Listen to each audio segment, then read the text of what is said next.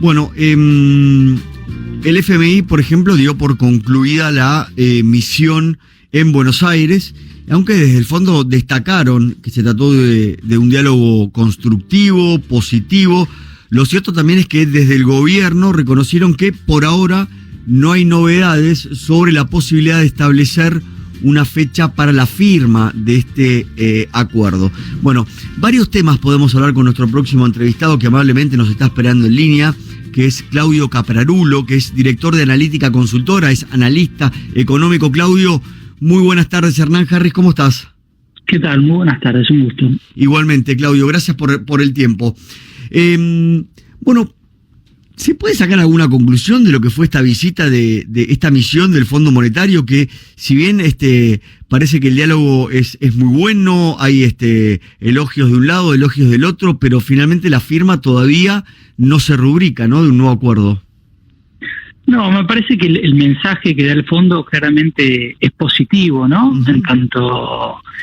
En tanto habla de que están avanzando bien las negociaciones. El ministro de Economía igual señaló que todavía falta, el gobierno da a entender que falta, es parte, me parece, de este ida y vuelta, seguramente de varios pedidos que debe tener el Fondo Monetario Internacional. Sobre todo, recordemos que el organismo no suele estar de acuerdo con, por ejemplo, el cepo cambiario, uh-huh, por ejemplo, con el dólar blend, con distintas medidas y que utiliza el gobierno para tratar de tener controlada la cotización principalmente del dólar oficial y de los dólares paralelos. De todas formas, nosotros somos, desde Analítica, al menos tenemos una proyección de que el acuerdo seguramente se termine finalizando dentro del primer trimestre. Bien. Claudio, tiene que ver en todo esto, te lo pregunto, ¿no? Porque este año en la República Argentina es un año de elecciones, es un año político. ¿Tiene que ver esto algo con el acuerdo con el Fondo Monetario?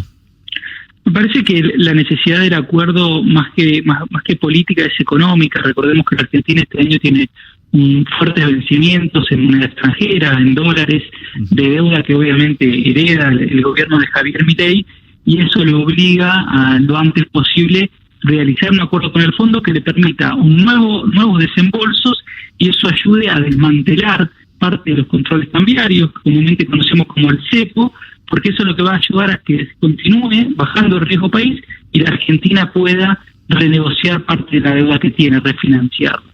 Uh-huh. Claudio, ¿cuál, digamos, el gobierno lo que pretende, es un desembolso completo, ¿no? Se habla de 11.000, 12.000 millones de dólares. Y tal vez uno de los puntos, como vos mencionaste antes, el cepo cambiario y demás, pero uno de los puntos es la forma del desembolso de ese dinero.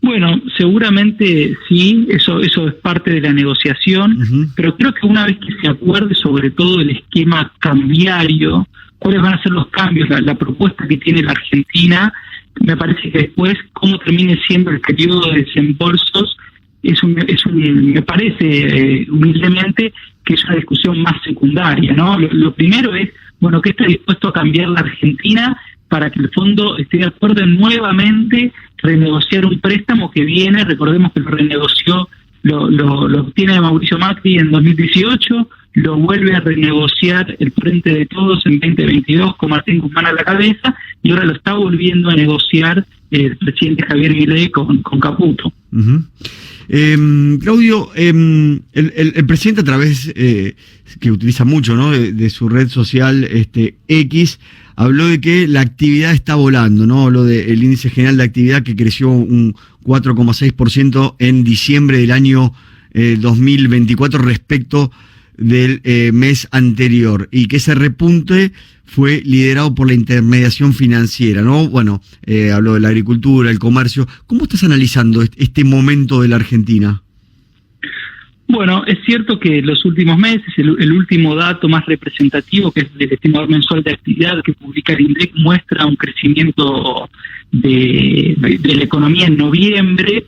Y ahí lo que se destaca, y va en línea con lo que vos mencionás, es que uno de los sectores que más empujó para este crecimiento fue la intermediación financiera, pero también, por ejemplo, la explotación de minas sin cantera, no todo lo que sucede con la minería y el sector de hidrocarburos. Uh-huh. Entonces, se repite la lógica que nosotros vimos alrededor de todo el año, ¿no?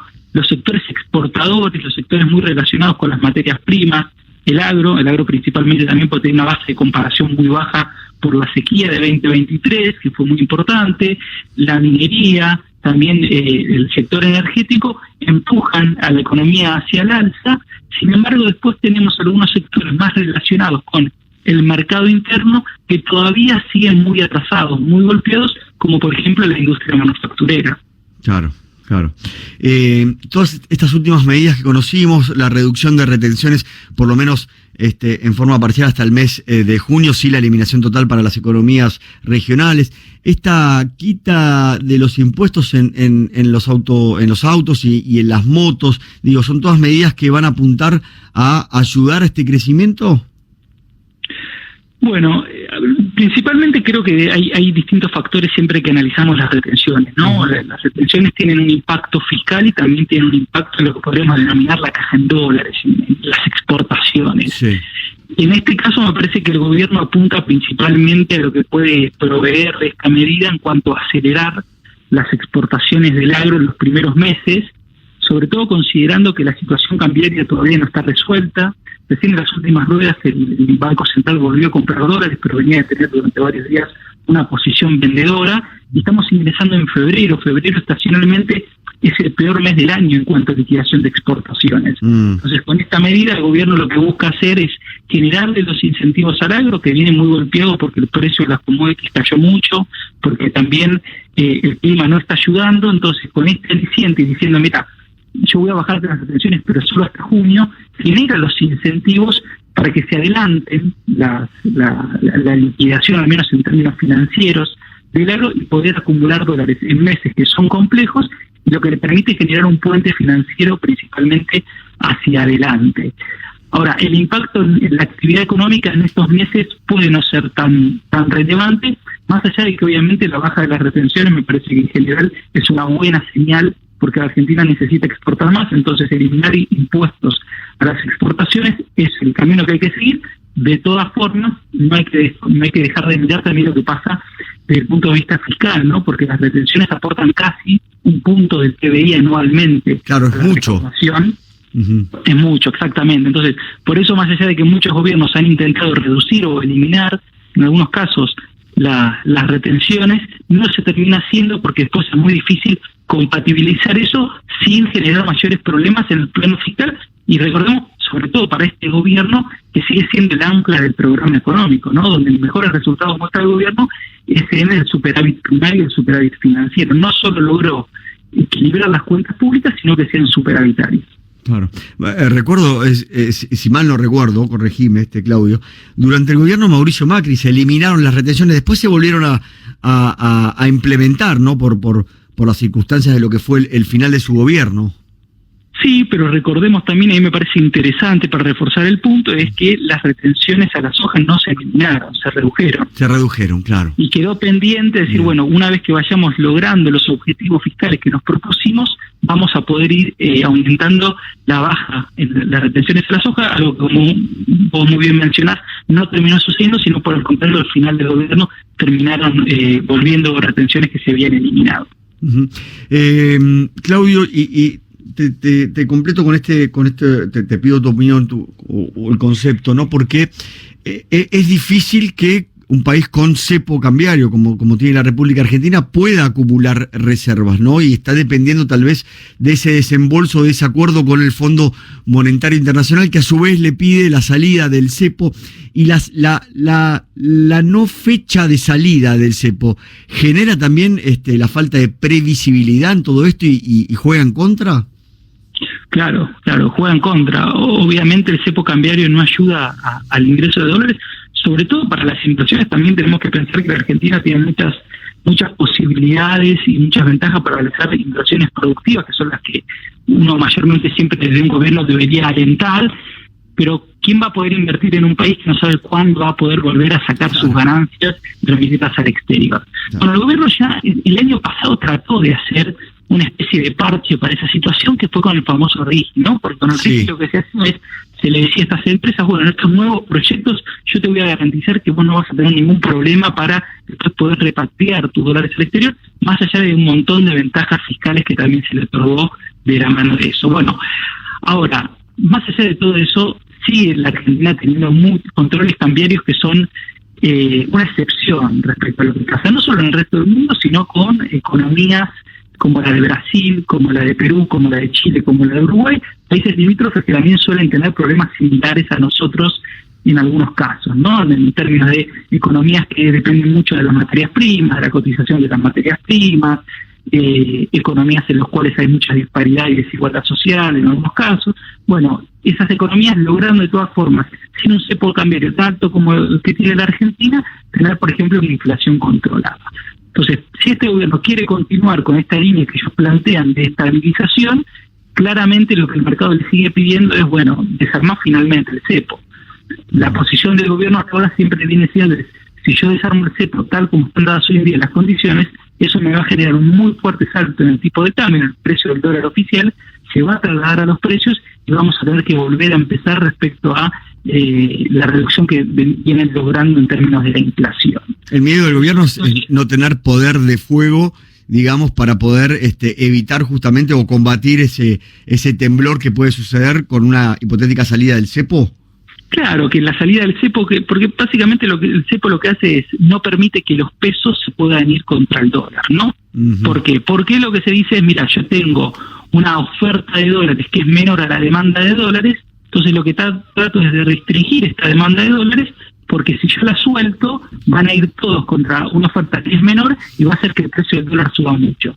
Como sabemos, el precio del dólar es uno de los precios básicos de la economía argentina, que una vez que aumenta, automáticamente eso se traslada, sobre todo por la gimnasia que tienen las empresas en trasladar los precios. Después de tantos años de inflación, él va a trasladar a los precios. Entonces, lo que el gobierno no quiere ceder es en su política antiinflacionaria. Viene usando desde el año pasado el precio del dólar como un ancla contra la inflación. Bueno, por eso lo que también desde un principio señala es que, bueno, una vez que yo consiga los dólares, o sea, primero necesito conseguir los dólares que me den una espalda para poder abrir el cepo, y una vez que yo abra el cepo, cuando vengan a pedirme los dólares, yo tenga con qué responder. Esa sería un poco, tratando de ser lo más simple posible, la discusión o el debate que hay en torno de cuándo salir o no del cepo, ¿no? Uh-huh.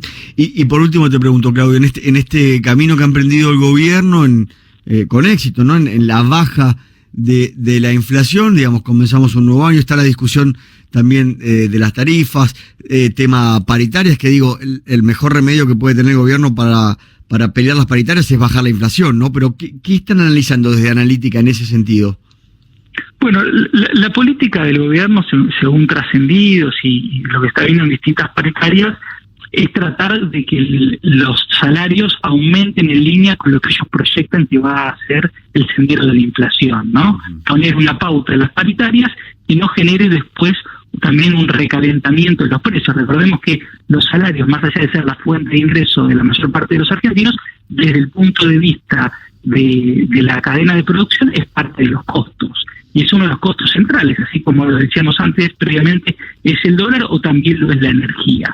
Bueno, el gobierno parece tratar de seguir una línea de decir, bueno, yo tengo de ancla contra la inflación al dólar, y también, porque en 2024 los salarios, si bien se están recuperando en los últimos meses, sobre todo los registrados, tuvieron una fuerte contracción, yo también trato de que los salarios no me generen presiones inflacionarias, entonces va a buscar este año que se mantengan en una política inferior al 2% de aumento mensual. Ahora bien, ¿cuál es el problema con eso? Es que los salarios vienen muy golpeados ya hace muchos años. Uh-huh. Después del 2017 tuvieron una fuerte caída. En los últimos años, algunos años lograron empatarle a la inflación, en otros perder por un poquito. El año pasado, en 2024, tuvieron una fuerte caída. Entonces, estabilizar los salarios en estos niveles implica convalidar niveles bajos de salarios para la Argentina, ¿no? Uh-huh. Claudio, la verdad, muchísimas gracias por el tiempo y el análisis. Ha sido un gusto, que tengan muy buenas tardes. Igualmente. Claudio Caprarulo, que es director de Analítica Consultora.